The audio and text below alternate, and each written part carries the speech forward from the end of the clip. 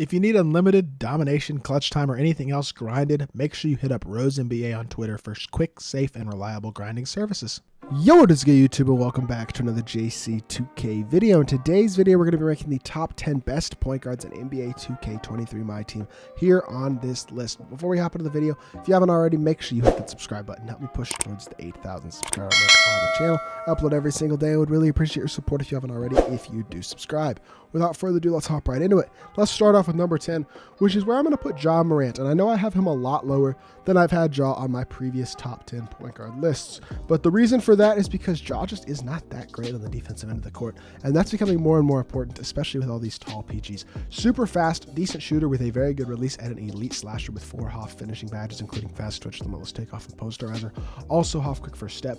But he's a pretty mediocre defender, even with that silver anchor badge. His interior and block are low. He doesn't have great perimeter defensive stats. Doesn't get clamps, glove, or interceptor. So he's really limited on the defensive end of the court. Now, release is very good, and he's got normal fade, but he doesn't have agent threes, no limitless range. Movement is okay, but not exceptional. Like the draw dribble style really is not that great. He's good. This card is still very good. Still an exceptional slasher. Still has a good release, but he doesn't play the defense that you really need out of PGs at this point in the year. And I think he's probably the worst defensive player on this list, and that really does start to hurt him more and more as we get those bigger and bigger PGs. So for me, I'm putting Ja down at number 10. At number 9, we're going with Marbury and Steph Marbury.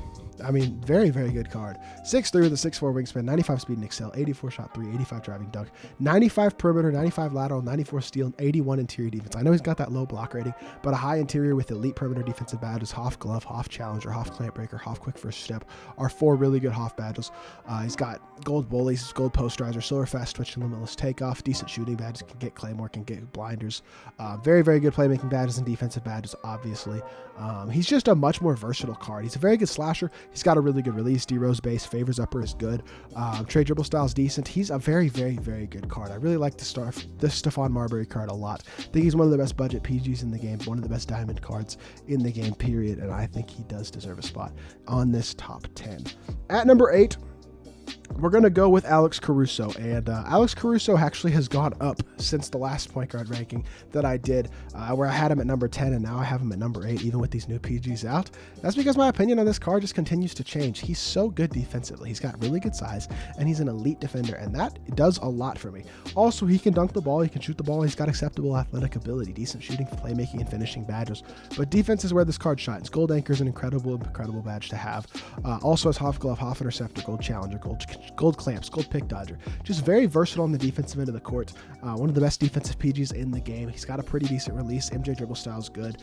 Normal leaner as well as the best leaner in the game. So Caruso has really solid animations. He's got amazing defensive stats and badges, and really, really a great size at the point guard position as well. So really think Caruso is a really good card, and I think he deserves a spot pretty decently high on this list, to be completely honest.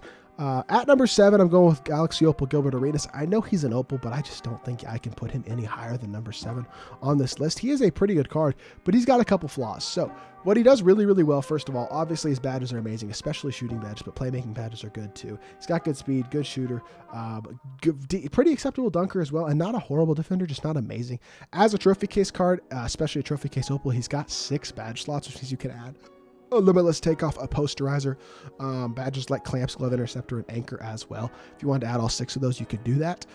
He's got this release, which is, it's not bad. I did gameplay on this Gilbert card. He's not a bad card. He's got a decent release. He moves okay, but not amazing. But he doesn't have an elite release, doesn't have elite movement, doesn't have, I wouldn't say, even close to elite defense. So he's got a few things where he's just pretty mediocre, to be completely honest. And I mean, I love the shooting badges, but without the next level release, it doesn't help you a ton. I mean, it is very, very nice, and he's going to be a knockdown shooter, but I don't feel like he's that next level amazing in any specific area. He doesn't have incredible size. Like, he's very good, but he's not like next level amazing is my opinion on on Gilbert Arenas. So that's why he comes in at number 7 for me. At number 6, we got Russell Westbrook. Probably the best pure slashing PG in the game. Like, this Russ card, in terms of his dunk animations, is absolutely nutty. He also can shoot the 3 at a high level. As a trophy case card, he can get any badge. You can add badges like anchor, glove, interceptor, and limitless range to him.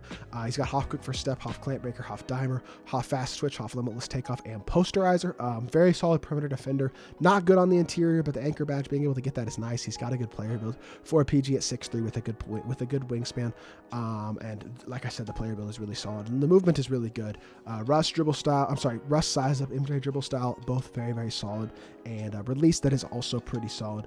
The problem that keeps him out of the top 5 at this point is the fact that he doesn't play much interior defense. I mean, doesn't play really any interior defense. And that's going to hurt him against the bigger PGs in the game, which is why he's only listed at number 6. But I still think he's the best slashing PG in the game and one of the best offensive PGs in the game. Really, really good card still for sure. At number 5, we got Kade Cunningham. Kade is a beast. I like Kade a lot. 6'6" with a 7'1" wingspan. That's his best feature, is his size, to be completely honest. But he's got good speed. He can shoot the 3. He's a good dunker. He's a versatile, solid defender. Defensive badges are not amazing by any means. Doesn't get anchor, but he's 6'6". He's got good shooting badges. He's got good playmaking badges. Neither of them are next level amazing again, but they're both good. He's just a very, very good card. Doesn't do anything too crazy good in terms of his stats and badges, but he's got good size. He's good all around, all the way around in terms of his stats and badges. And he's got a solid release. MJ dribble style is good. Pro size up isn't amazing, but it's not bad. And I just think having a guy like this, like Kade, who has that size is really, really nice. So if you don't have the top couple of point guards on this list who are really, really tall, having a guy like Kade, I feel like with his height, being able to counter those guys effectively and not get two-manned is really, really valuable. And that's one of his best attributes, which is why he is a top 5 PG to me. At number 4, we're going with the best defensive point guard in the game, at least statistically and badge-wise, which is going to be Gary Payton. GP at 6'4", with the way his defensive stats are and his defensive badges, is good enough to play defense against really all the point guards in the game.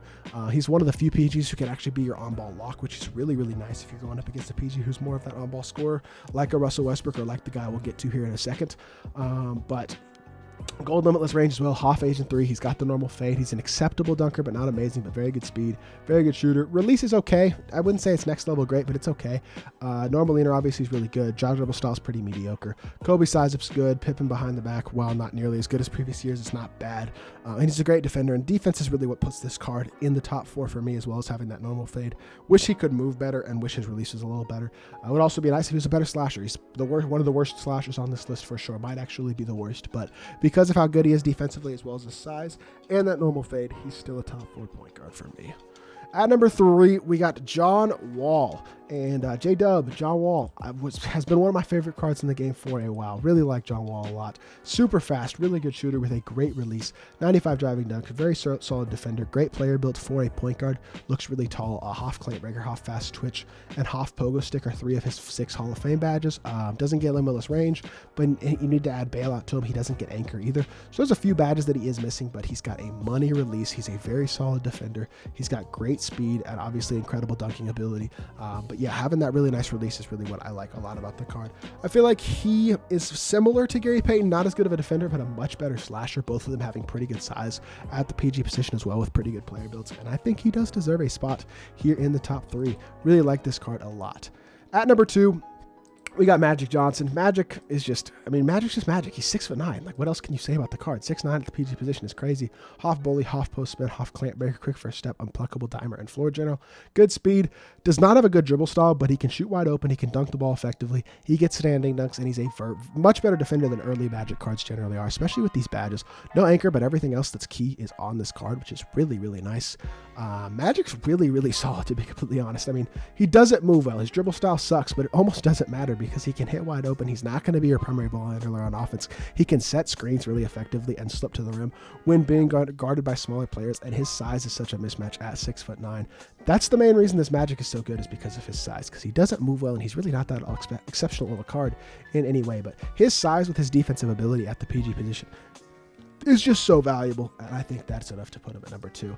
But at number 1, we got Penny Hardaway. Again, not a surprise to see Penny at the number 1 spot, I'm sure. 6'7" with a 6'10" wingspan, hot spots from 3 spots outside the 3. Hoff space creator, as well as ankle breaker, clamp breaker, dimer, hyperdrive, killer combos, and quick first step.